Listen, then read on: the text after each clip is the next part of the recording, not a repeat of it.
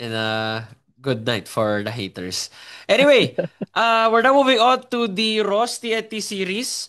And this one was how would you describe this? It was a tight first half. It was like the Mm. same. It was like game four of Ginebra and Never SMB. SMB.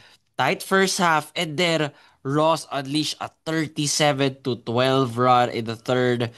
Never looked back, and everybody actually give a shout out to Gian Mabuyak. What a first quarter from Mabuyak. Mm-hmm. I think 16 points, 18 points in the first, backed up by Jordan Clarito, who finally had his signature game against TNT. Because Jordan has been really Yeah. quiet, diba? Diba, Greb? Mm-hmm. Uh, Outside of game 3. outside of game 3, Santi, saks lang, but Dokup, Karakot, Datu, Malonzo, all had good shooting nights, able to back up their stars today. Gabe Norwood didn't have to score 18. And they won comfortably. And they deserve nila to. And actually dito, malaki talaga effect of not having coach shot para sa Yun. TNT. It really, there are times sa third quarter na you wish coach shot was there para he would tighten up the screws sa mga bata yan. Huy! Ano Sisigawan yan? niya, di ba? Not the usual, which we would expect from coach shot. Diba? I've been to a few coach shot leadership seminars in my day. Kasi I was corporate before. Mm-hmm. So, nung invite na yung sa corporate ko, si Coach Chot, sabi ko, Coach Chot! And then doon ko na-realize na he's really being paid by companies to handle leadership seminars. Sometimes it's for managers, for mga management sa kumpanya, or even employees, regular employees. Mm-hmm. Si Coach Chot, doon mo makikita na doon talaga yung, not saying that he's not good tactically, but I'm saying na ang laki ng value niya pagdating sa when it comes to bringing his boys back. And they needed that the third quarter, di ba, Greb? That's right. That guy is a professional motivator na Actually, yeah. when He's being things are paid to motivate people. Oo, 'di ba? Kasi you have been to a couple of Coach Chot seminars. I have been to multiple Coach Chot games, and I had the privilege to sit courtside sa likod ng TNT bench during one of the finals against Ginebra. And that guy, the way he motivates his team is something else na sige, sisigawan kita, 'di ba? But what I'm yelling at you is something that makes sense. Like you made a mistake. Here's how you're gonna do the correction.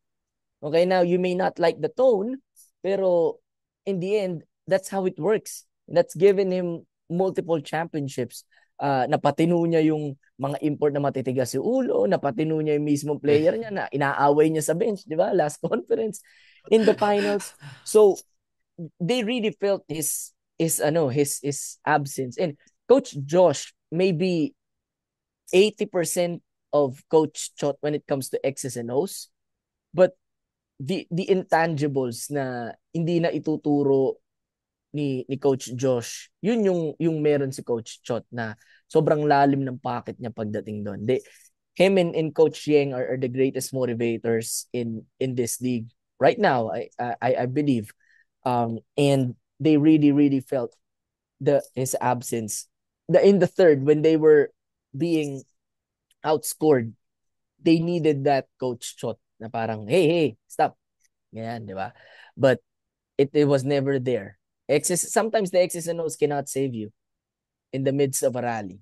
And it was the situation versus Ross in game 3. And you're right. Jonard Clarito was excellent tonight. Mamuyak was uh, first quarter versus the Portland Trail Blazers. Kevin Love. Oh, Actually, Kevin Love wow, scored. Kevin Love. Di ba, no, he scored 34. Si Such a Mamu. random Di career ba night pa? na naalala mo, Greb. Very The, random. Kevin the Love. 34 points in the first quarter against Portland.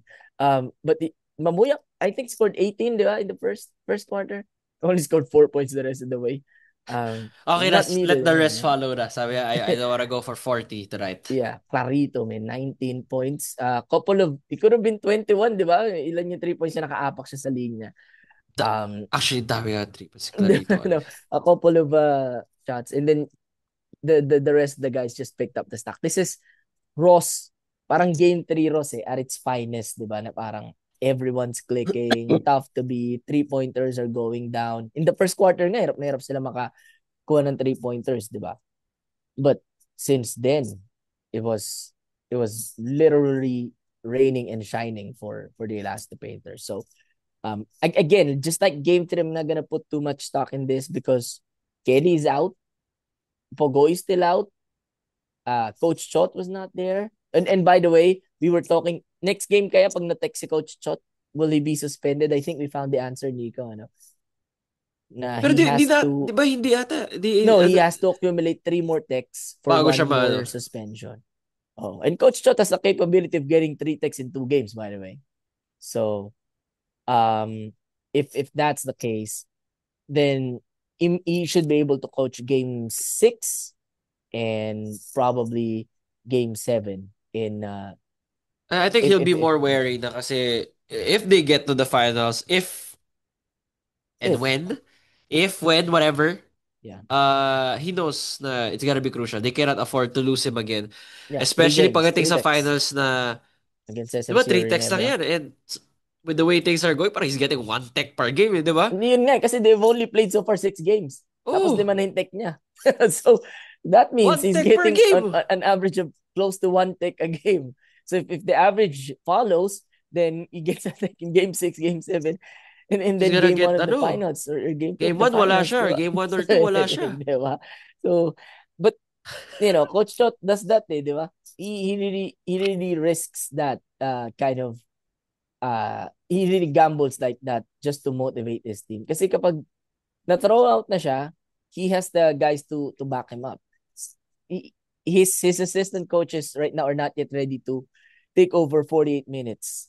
Siguro 1 quarter, 1/2, di ba? But other than that, um, he's still irreplaceable. So I think they close it out in 6 because and this is the thing that I was mentioning, Nico. Will they play RR Pogoy in game 6? I Yeah, don't think so. I don't really. think so. I don't think they won't they won't play our Pogoy. Feel ko game 7 pa if ever Grem. They're not gonna risk that. They're not gonna risk that. Feel ko they're gonna hold him till the very end tsaka na lang nila papalaro. But that's a risk that's a tough decision to make, bro. Because if it reaches game 7, first, how healthy he is, how rusty he is, and the momentum is already on the side of Ross. Like you don't have anything going for you other than the fact that we have beaten these guys 2 conferences in a row in the semis, but in 5 games. Now we're facing them in a 7th game, sudden death, part of a huge crowd because I'm assuming the Ginebra series also goes 7. Na, yung tao nag-cheer against sa'yo, di ba? But, well, they're used to that already. I don't think it matters anymore. But if this Ross team gets the experience that they need to get it to a 7th game, what's stopping them from beheading the tropang 5G, di ba? That's something that they have to think about. Will I risk another game of Pugoy resting and probably losing the game, or I'll play him right now and see how it goes. Kasi wala pa rin si Kelly. We don't know if Kelly's going back. Yeah, hindi natin alam yung extent pero feel ko hino-hold off na rin si Kelly Yeah, until maybe game 7. that's true. I think Kelly. Do you think Kelly has a bigger chance of playing Sunday than RR? Mukha, Yes. ano? Grade 2 hamstring strain daw si RR. So So it's that kind of takes bad. I think it's the that. same thing as Steph Curry. I was That's about the to same ask thing you, di Steph ba? Curry got And against Curry Minnesota. Was out game 1, was Minnesota in going 5 back ba? in, Minnesota in yeah, it 5 was ba? Minnesota in 5, but it was going back in game 6 Daw. daw, di Di ba? naman But that's forced, di ba? Pilit na yun eh. first year. So if we're following the same timeline, we don't have the PTs that the US have, but if we're following the same timeline, then there's a chance that they plays in game 6. No report, di ba? So Natago nila yan. Di nila yeah, a-announce they yan. will for sure. But if our plays game 6, then I think it's over. If he does it, then that's interesting because what if Kelly doesn't play as well, di ba? So that's the interesting part. I think they close it out in game 6, tong TNT. But I'm not as confident as I was heading into to game 5. Sabi ko nga kanina, 'di ba? Parang no way Ross should feel confident heading into game 6 even if they win. Ay, hindi pala. Exactly, tama. Nakakatakot kasi talaga TNT eh. Yeah. But the way they unleashed in the third, well, albeit without having Coach Chot on the other side, is remarkable. They have that capability. They've shown it already in 2 games, di ba? They can blow out itong Ross. TNT din naman on the other side can, but they just have too many guys missing, man. And it may come back to really hunt them in the end. Sana wag, because they really earned their slot in the finals already if they eventually make it. But hey, if no RR, then they're really in some deep waters. Yeah, bro. Uh, More on TNT, no? I mean, Calvin of Tana played well. 23 points, 2 rebounds. Pero Simon Enciso 20.0. Pero medyo empty na rin yung kay Simon Enciso if you ask me. But it's one of those games for TNT, no, where they're out of sync. Remember nung natambak sila ng Ross? Yung isa Game pang 3. game yun. Game Game 3. 3. Yeah.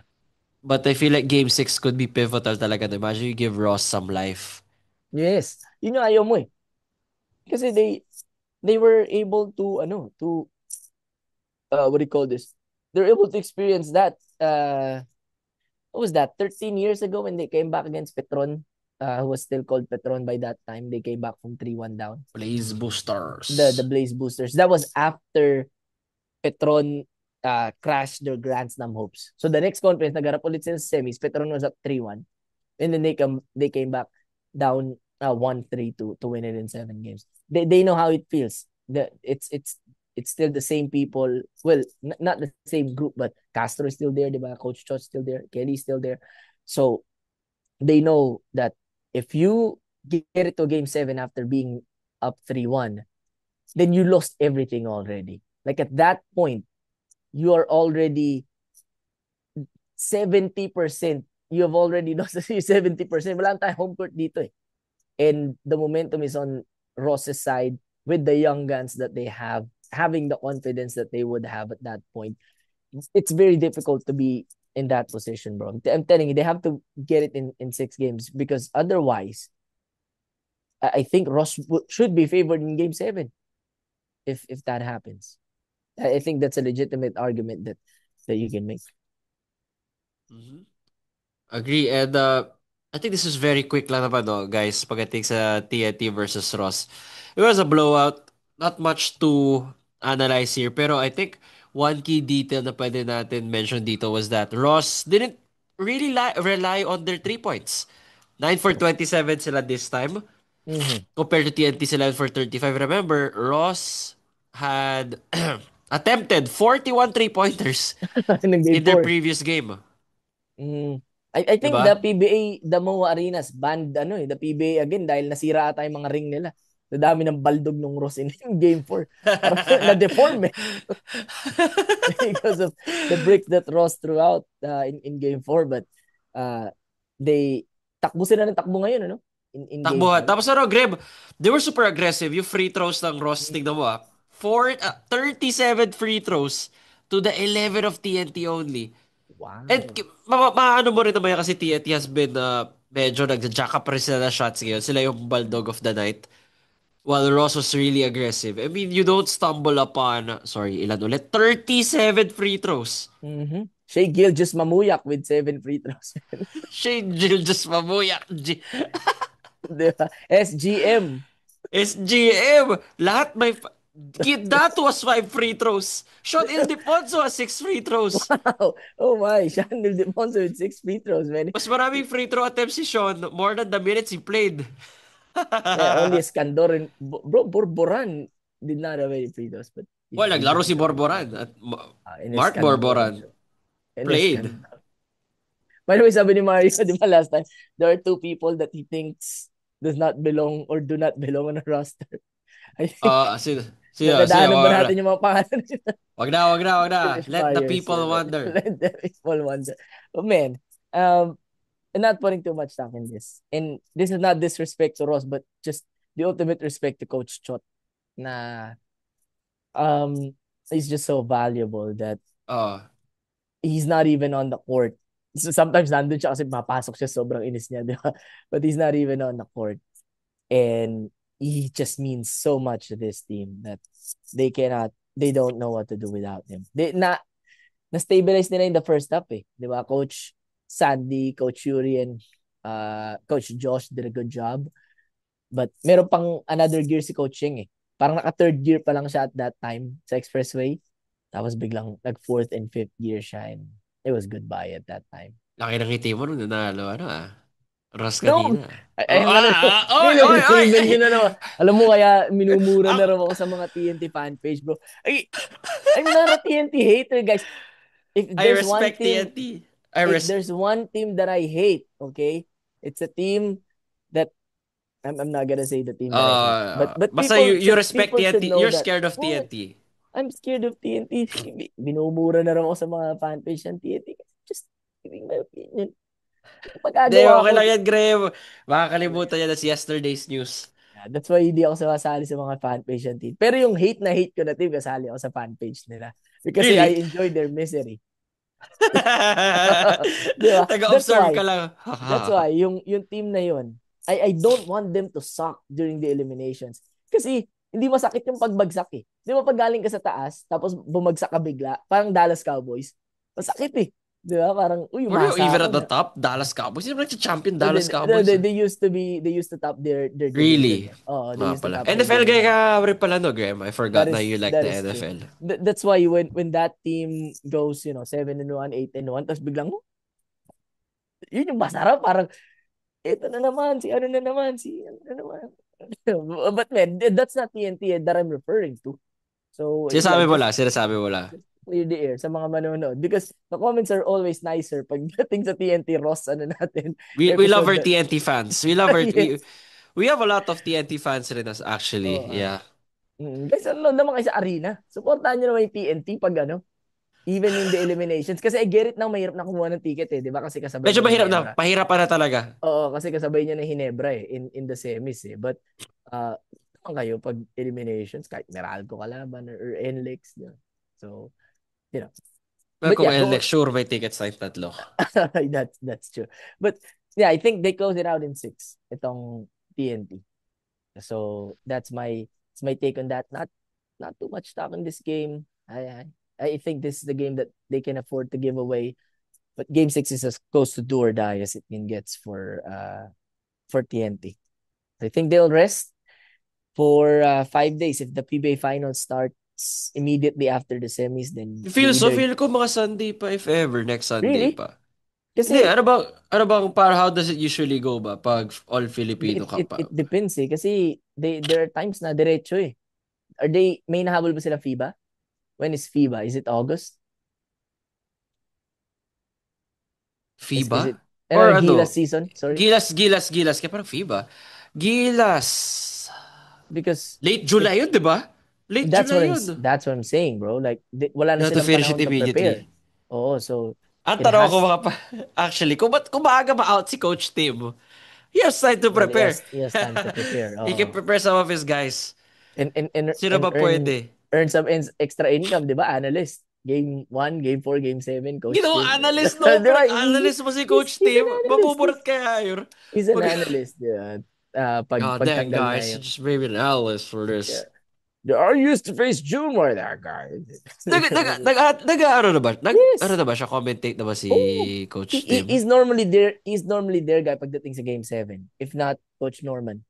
Ah, Coach yeah, Coach Norman, Norman, I know. Coach Norman, I know. Coach Ying, Coach Tim, the top tier coaches. Si Coach Chot lang hindi sumasali sa ganyan.